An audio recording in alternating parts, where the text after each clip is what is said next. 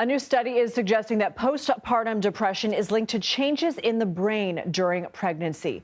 The findings were published Wednesday in the journal Science Advances. Researchers out of Madrid, Spain, performed brain scans on 88 first-time mothers before and after they gave birth, and they found women who had symptoms of postpartum depression had size increases in two areas of the brain that are key in processing and regulating emotions.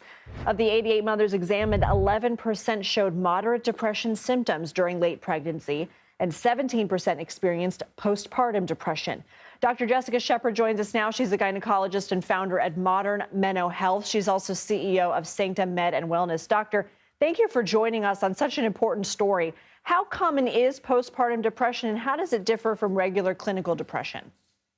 Well, Lindsay, when we look at postpartum depression, this is something that is much overlooked. And when we think of 1 in 7 women experiencing postpartum depression, 1 in 7. 1 in 7. This is something we obviously need to pay more attention to, and that's why this study is very important. I want to circle back to that in a minute, but do we know why these changes are happening in the brain during some pregnancies?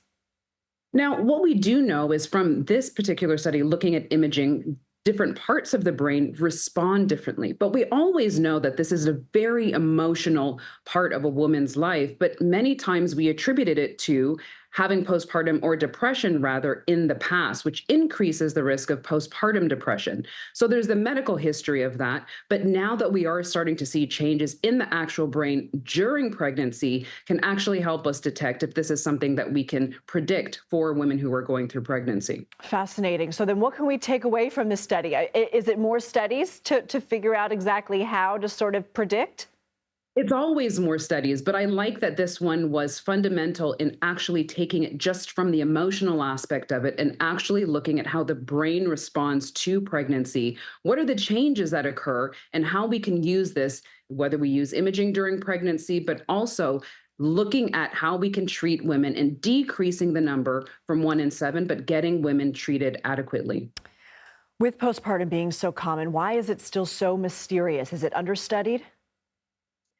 It is understudied, but I think a lot of it goes to stigma and also not the ability to be aware of when this is starting and who to talk to. So when you talk to women after pregnancy and after delivering, a lot of them don't recognize the signs, but also when they do start to recognize the signs, sometimes it is very hard to get the care that is needed. And that's why we really need to have better healthcare access for women in the postpartum phase. I'm going to throw a curveball at you because when I read this study, there's also part of me that thinks it's not your fault. It's not the woman's fault. Literally, something is happening in her brain. What would you talk to your patients about as a result of this study and that they're not to blame here?